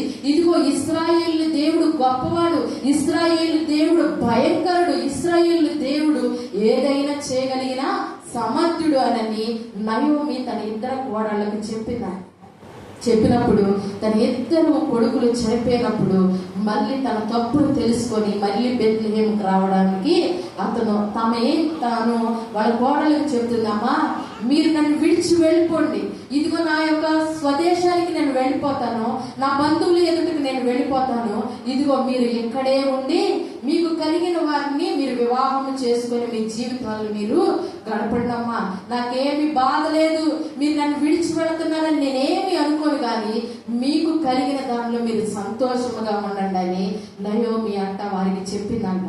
చెప్పినప్పుడు ఓర్ప ఏం చేసిందండి? ఓర్ప ఏం చేసింది? తన అత్తను విడిచిపెట్టి ఏం చేసిందంట? వెళ్ళిపోయింది. అక్కడ కొంతమంది తప్పుగా ఆలోచన చేస్తారు, కానీ తన అత్త ఉద్దేశం ఏంటి?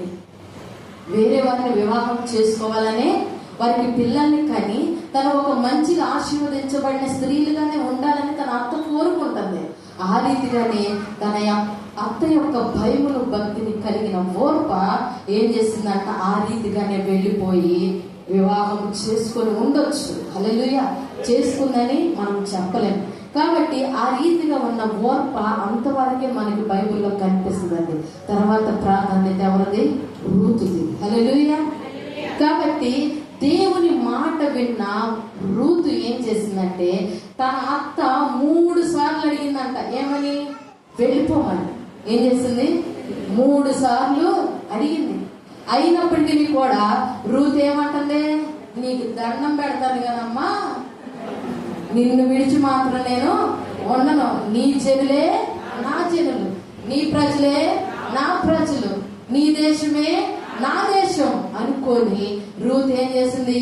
ఇంకోసారి అంటే అన్నావు కదమ్మా, ఇక మాత్రం అన్నమాట నువ్వు ఉన్నా లేకపోయినా నిన్ను నన్ను మరణము తప్ప ఏది వేరు చేయలేదు. హల్లెలూయా.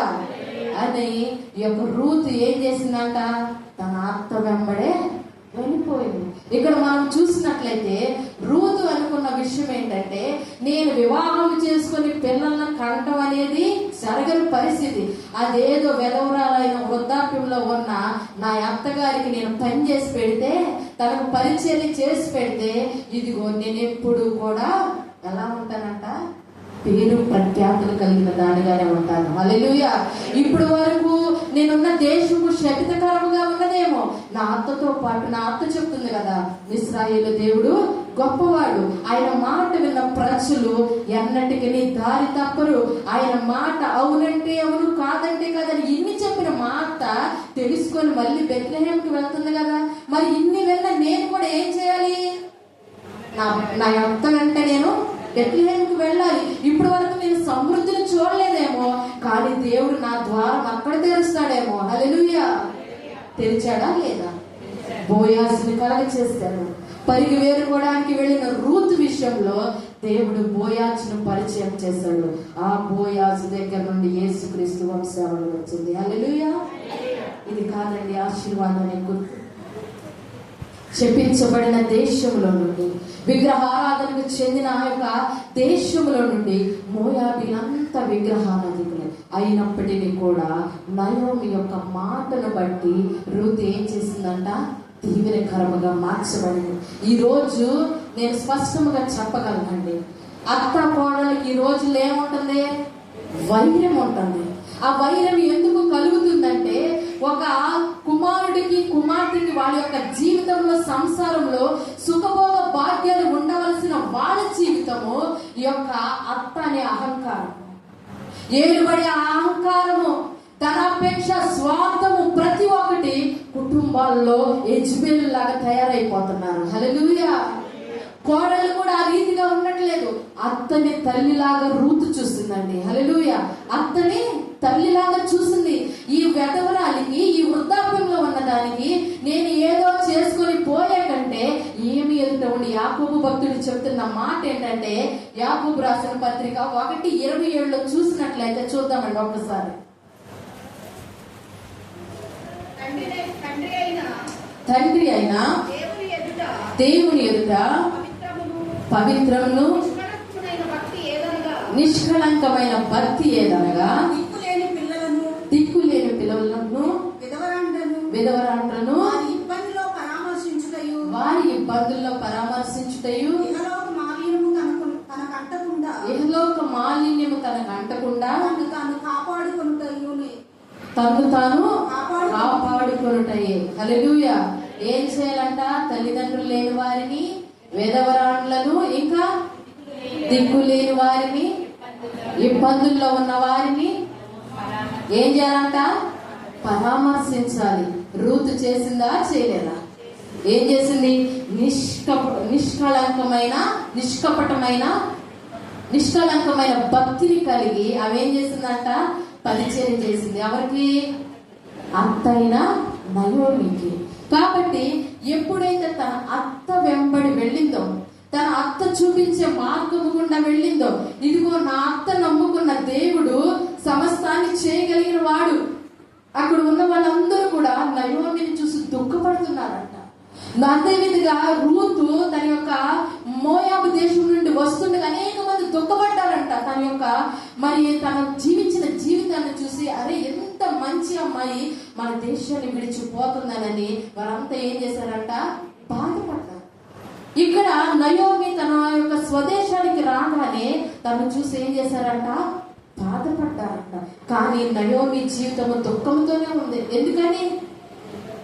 ఆశీర్వాదముగా ఉండవలసిన తాను దేవుని మాట వినకోకుండా మోయాబుకు వెళ్ళిపోయింది. హల్లెలూయా.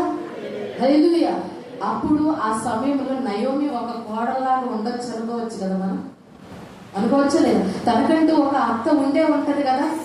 కానీ ఆ సమయాల్లో కూడా తన యొక్క అత్త నేర్పించిన పాఠాల చొప్పునే కదా, తన యొక్క తల్లిదండ్రులు నేర్పించిన భక్తిని బట్టే కదా నయోమి తన కోడళ్ళు విగ్రహారాధికులైనప్పటికీ కూడా దేవుడి యొక్క శక్తి చేత వారిని మార్చుకోగలిగిన సత్తా కలిగినదండి. హల్లెలూయా. కాబట్టి ఏ వృద్ధాప్యంలో ఉన్న వేదవరాలు ఉంటే ఉండి పోతే ఈ రోజు కొడుకులను కూడా కాళ్ళతో తన్నే వాళ్ళు ఉన్నారు. హల్లెలూయా. ఉన్నారా లేదా? ఉన్నారు. అదే రీతిగా అన్ని సమృద్ధిగా ఉండి కోడలు చూసుకునే సత్తా కూడా లేని వాళ్ళు కూడా ఉన్నారు. కాబట్టి ఈ రోజున పరిశుద్ధాత్మ దేవుడు మనతో మాట్లాడుతున్న మాట, మన కుటుంబాలు ఆశీర్వాదకరముగా దీవెనకరముగా ఉండాలి అంటే ఇద్దరు ఐక్యతగా ఉంటేనేనండి. హల్లెలూయా. ఎవరు ఉండాలి?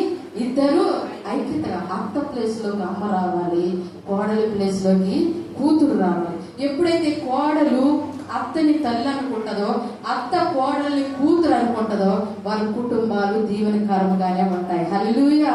అందుకే బోయాజు రాగలి.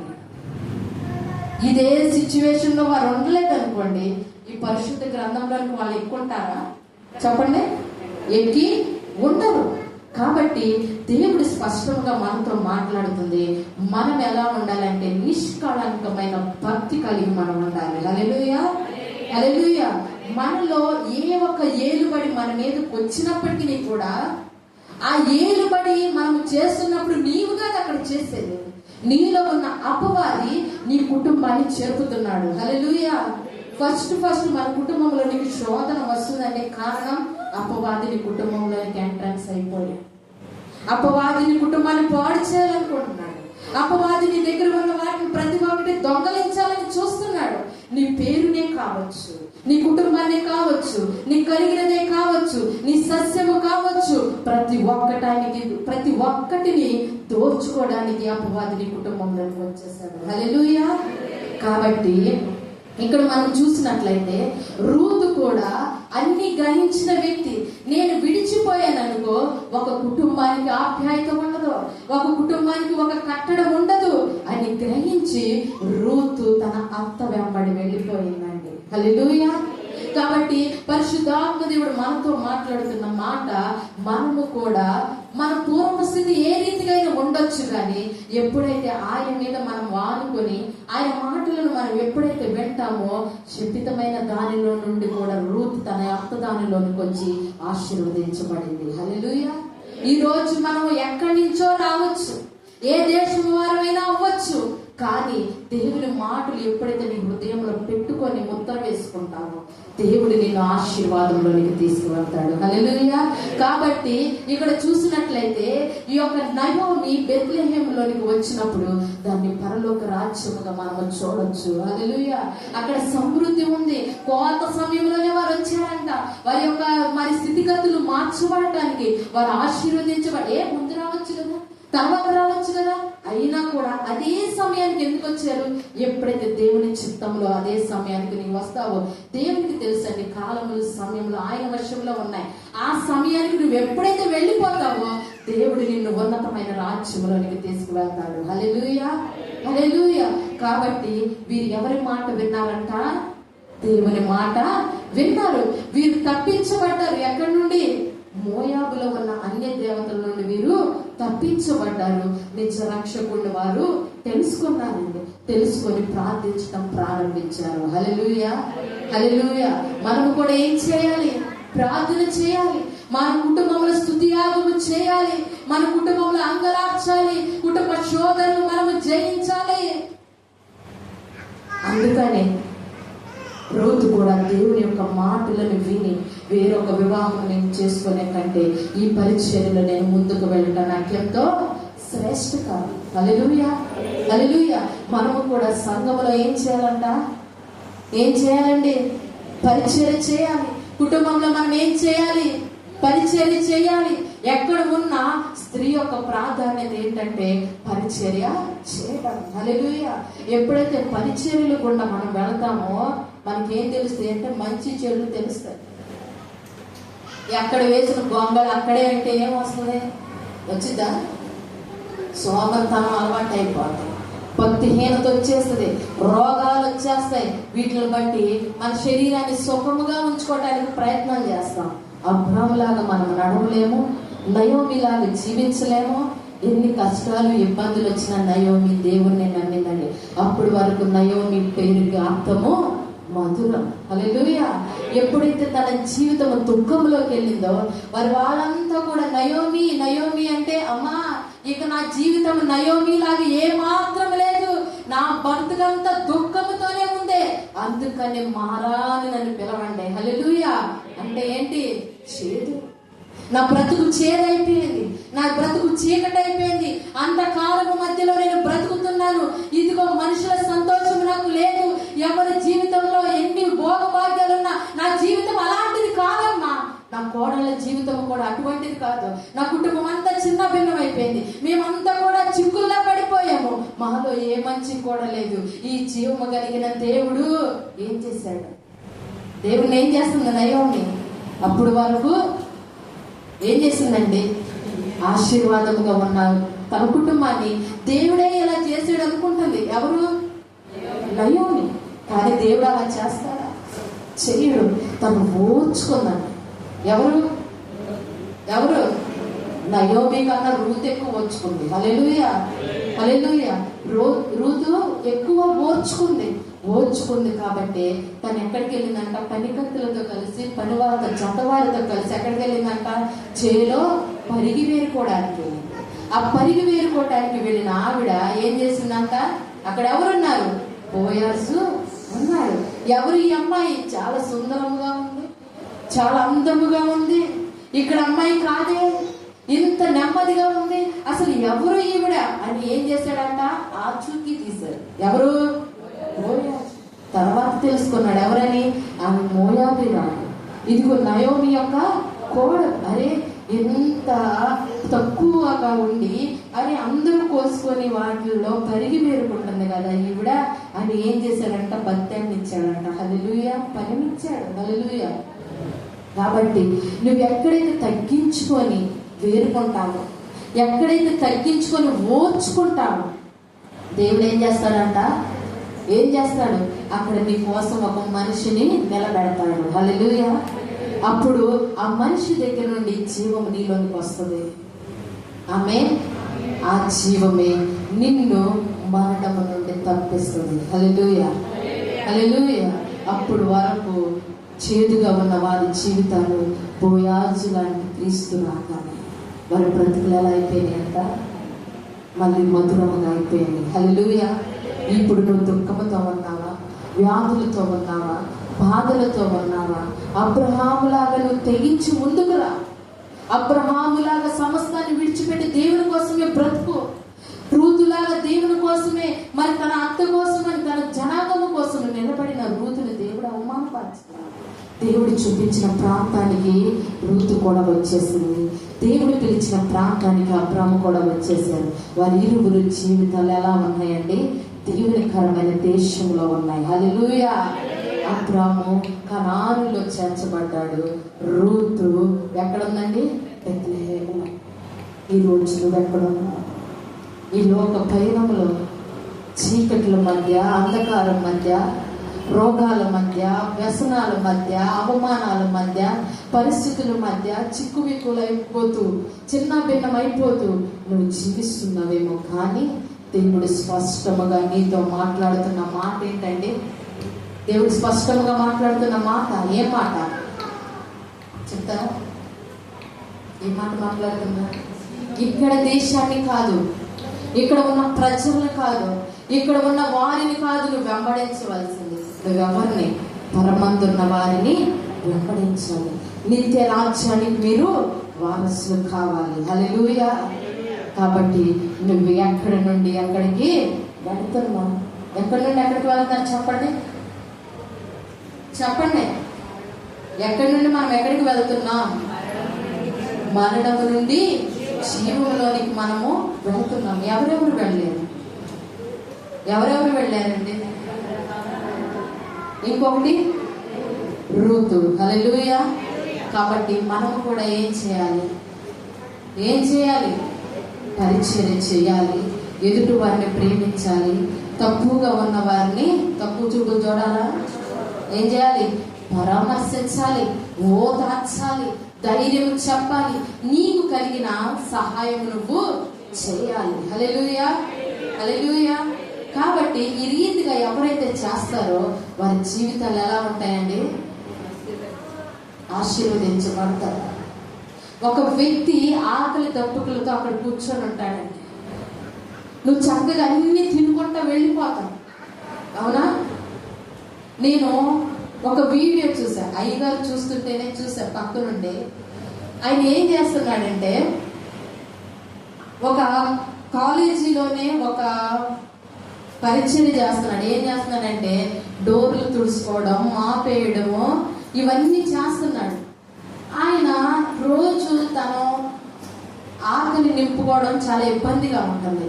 ఈ స్టూడెంట్ ఏం చేస్తున్నాడంటే, క్రైస్తవుడు, దేవుని తెలుసుకున్న వ్యక్తి, రోజు ఆ వ్యక్తిని చూసుకుంటూ వెళ్తున్నాడు, చూసుకుంటూ వస్తున్నాడు, అంత పని చేస్తున్నాడు. మేము అందరము కూడా లంచ్ టైంలో వెళ్ళిపోయి అన్నం తినేస్తున్నాము, కడుపు నింపేసుకుంటున్నాం. కానీ ఈ వ్యక్తి ఎప్పుడు కూడా మా వాష్రూమ్లన్నీ క్లీన్ చేస్తున్నాడు, మేము కూర్చొని ప్రతి ఒక్క రూమ్ కూడా క్లీన్ చేస్తున్నాడు, మా అక్కలు తుడుస్తున్నాడు, అంత శుభ్రం చేస్తున్నాడు. మేము లంచ్కి వెళ్ళినప్పుడు కూర్చొనే ఉన్నాడు, బ్రేక్ఫాస్ట్కి వెళ్ళినా కూర్చొనే ఉన్నాడు, డిన్నర్కి వెళ్ళినా కూర్చొనే ఉంటున్నాడు. ఈయన ఎప్పుడు ఆహారం తింటున్నాడు అన్నది ఈ వ్యక్తి గమనించాడంట. హల్లెలూయా, హల్లెలూయా. అయితే ఒక రోజు తాను ఎటు వెళ్ళకుండా ఒక మూల నుండి ఆ వ్యక్తిని చూస్తా ఉన్నాడు. చూస్తా ఉన్నప్పుడు అందరూ లంచ్ తిన్నా, ఏ తిన్నా, ఆయన ఒక మధ్యాహ్నం ఒక బ్రెడ్ తిని తృప్తి పడుతున్నాడంట. ఏం తినంట? బ్రెడ్ ఒకటి తిని తను కడుపు నింపుకుంటున్నాడు. అయితే ఈ స్టూడెంట్స్ వెళ్తున్న సమయంలో దేవుని వాక్కు తనతో మాట్లాడుతుంది. నిజమైన ఉపవాసం అంటే ఏంటి అని దేవుడు తనతో మాట్లాడుతున్నాడు. యెషయా గ్రంథంలో ఏముంటదండి? ఏముంటది యెషయా గ్రంథంలో? ఆకలి ఉన్న వారికి ఆహారం పెట్టుటయు, వస్త్రహీనులకు వస్త్రం ఇచ్చుటయు, ఇవన్నీ ఉంటాయి. కాబట్టి ఆ వాక్యము తన చెవులకు వినబడుతున్న సమయంలో ఈయన ఏం చేశాడంటే, ఒక మంచి మీల్స్ తీసుకొని తన దగ్గరికి వెళ్ళి, అంకుల్ ఈరోజు నాకు మీతో కలిసి తినాలని ఆనందంగా ఉంది అని చెప్పి వెళ్ళినప్పుడు, అయ్యా మీరు గొప్ప వాళ్ళే కదా, మీరు ఉన్నతముగా ఉన్న వాళ్ళే కదా, ఇదిగో ఇది స్టోర్ రూమ్ లో ఉంది, ఇక్కడ అన్ని పాడైపోయిన వస్తువులు ఉంటాయి, వీటి మధ్యలో కూర్చొని నేను తింటాను, ఇదిగో ఈ స్థలం ఏమీ బాగోలేదయ్యా, కానీ ఇక్కడ నువ్వు ఎలా వచ్చి కూర్చొని తింటావు, ఇదైతే నాకు అలవాటే గాని ఇది నీకు అలవాటు కాదు కదా అంటే, ఆయన చెప్తున్న మాట, నా దేవుడు రోతదానిలోనే పుట్టాడయ్యా, ఇదిగోండి పశువుల తొట్టిలో నా ప్రభువు పరున్నాడు, ఇదిగో ఆయన దిగంబరుడిగా ఉన్నాడు, ఆయన పొత్తిగుడ్డలతో చుట్టబడి ఉన్నాడయ్యా, అటువంటి దేవుణ్ణి తెలుసుకొని నేను ఆయన వెంబడిస్తున్నాను కదా, ఈ రోజు నాకు ఏమాత్రము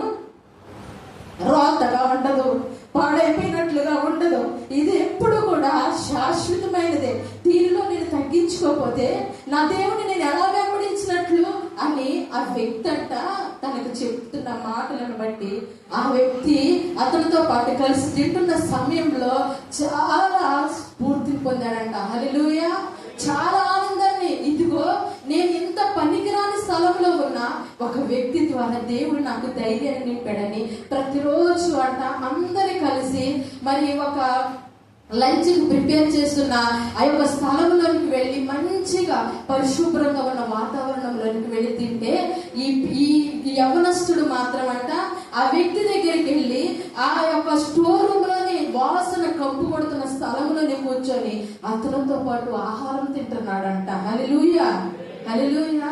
కాబట్టి అదే రీతిగా కుష్ఠరోగి ఇంట్లో కూడా నా ప్రభు వెళ్ళాడంటే, వెళ్ళి ఏం చేశాడు, వాళ్ళ యొక్క బాధలను బట్టి, ఇబ్బందులు బట్టి ఎంత కుళ్ళు కంపు కొడుతున్నా దేవుడు ఆ స్థలంలోకి వెళ్ళి ఆహారం తిన్నాడండి. పరిసయ్యులు సత్తికాయలు విమర్శిస్తున్నారు, ఓ బోధకుడా ఏంటి వీరితో నువ్వు జోడి కట్టి ఈ ఆహారాన్ని నువ్వు ఎలా తినగలుగుతున్నావంటే, ప్రభు చెప్తున్న మాట ఏంటో తెలుసండి, ఇదిగోండి నా యొక్క ఆహారము, నా వెన్నెలు ఇదిగోండి ఎప్పుడు కూడా సిద్ధపరిచినవే కదా, ఇదిగోండి మీ యొక్క పరిసయ్యులు చెప్తున్న, శాస్త్రులు చెప్తున్న మీ బోధ కంటే ఇదిగో వారి ఎదుటకు వెళ్ళినప్పుడు వారికి ధైర్యాన్ని కలగచేస్తుంది. హల్లెలూయా, అది వారిని నిత్యరాజ్యానికి చేరుస్తుంది అన్నప్పుడు అట్లాంటి మాటలు విన్న యవన కుమారుడండి వెళ్ళి ఆ స్టోర్ రూమ్ లో కూర్చొని ఆహారం తిన్నాడు. హల్లెలూయా. ఈ రోజు అనేక మంది కడుపు నింపుకోవడానికి రెస్టారెంట్లో వర్క్ చేస్తారు, అదే రీతిగా హోటల్లోకి మనం చాలా వాళ్ళని అది తీసుకురా ఇది తీసుకురా అని చాలా హింసిస్తాం. కానీ దేవుడు మాట్లాడు ఎవరైనా కడుపు నింపుకోవడానికేనండి. చేతనైతే మనం సహాయం చేయాలి. 1000 రూపాయలు పెట్టి అక్కడ మనం ఫుడ్ కొనుక్కొని తింటాం. 100 రూపాయలు వాళ్ళకి ఇస్తే సంతోషముగా నీ కొరకు ఆ ఆశీర్వాదం ఇచ్చారు. హల్లెలూయా. ఈరోజు మన జీవితాల్లో దేవుని ఆశీర్వాదాన్ని కోల్పోతున్నామంటే ఇతరులను మనం పరామర్శించకే. హల్లెలూయా. నిష్కళంకమైన భక్తి మనకు లేకే మనం ఏం చేస్తున్నామంట, ఇతరుల సమస్యలను అర్థం చేసుకోలేకపోతున్నాం, ఓదార్చలేకపోతున్నాం. సహోదరి సహోదరుడా, చేతులు జోడించి మీతో నేను చెప్తున్నమాట, ఎవరిని తక్కువ చేయొద్దు. హల్లెలూయా. నా ప్రభు ప్రతి ఒక్కరి గాయాలను పొందాడు, ప్రతి ఒక్కరి కోసము తను రిక్తుడిగా అప్పగించుకున్నాడు. మన క్షేమము కొరకు మనల్ని ధనవంతులుగా చేయడానికి ఆయన దరిద్రతను అనుభవించాడండి. ఆ నిత్య రాజ్యానికి వెళ్ళాలని ఆయన ఆశ, ఆయన కోరిక, ఆయన తపన అన్నది. ప్రతి ఒక్కరూ కూడా మనం ఏ కేటగిరీలో ఉన్నామన్నది కాదు, కానీ మనతో మన పక్కన వారికి సహాయం చేసి మనతో పాటు లేపబడాలి. హల్లెలూయా. హల్లెలూయా. సంఘం అంతా కూడా మోకరించినట్లయితే ప్రార్థన చేద్దాం.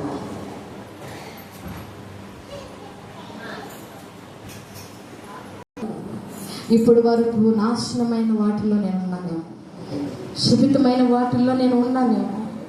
అబ్రహాము గారు నీ మాట విన్నప్పుడు ప్రభా, తనకు మంచి పేరును, మంచి ఖ్యాతిని, మంచి ఘనతను, మంచి కాపుదలను, మంచి సంతానాన్ని ఇచ్చావు ప్రభు.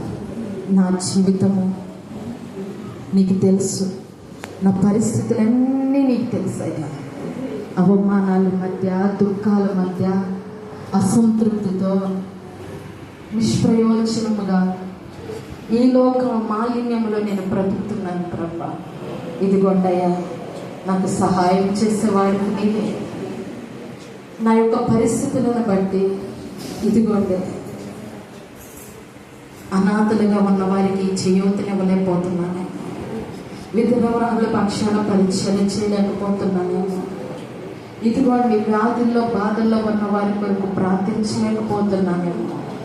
ఈరోజు నేను స్పష్టంగా నాతో మాట్లాడేయ్యా. మీ రాజ్యంలో, నీ యొక్క చిత్తంలో, నీ మాటను అవలంబించే నేను క్రియారూపంలో ప్రతి వాటిని నేను చేయాలి.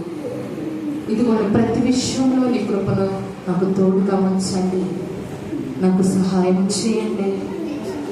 భక్తిహీనులతో జోడి కట్టక, ఇదిగోండి పౌలు గారు చెప్తున్న వాటిని బట్టి ప్రభు,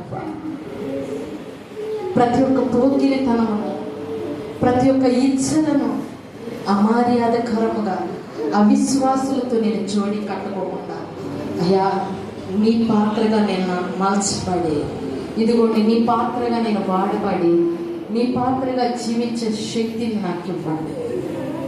ప్రార్థన చేయండమ్మా దేవుని సన్నిధిలో.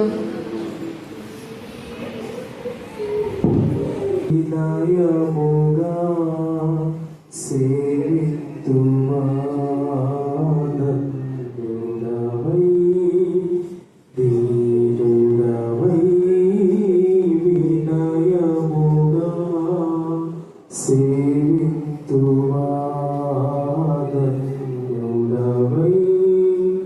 ఓ సంగమా, పరిశుద్ధ సంగమా, తినుచు త్రాగుచు సుఖితువా.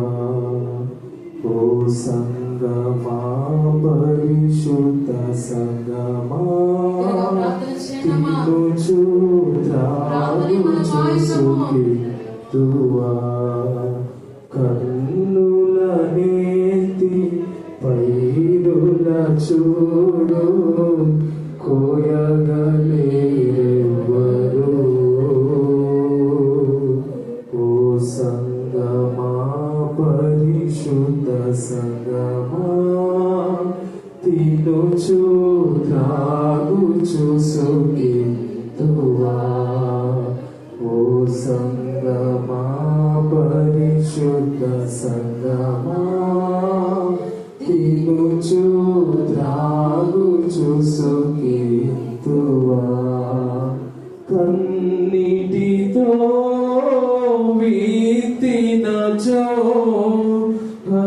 హర్షముతో కోయుదువు కన్నీటితో విత్తినచో హర్షముతో కోయుదవు.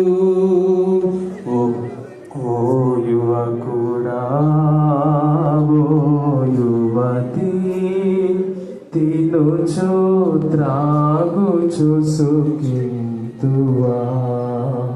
ఓ సంగమా పరిశుద్ధ సంగమా తినుచు త్రాగుచు సుఖింతువా.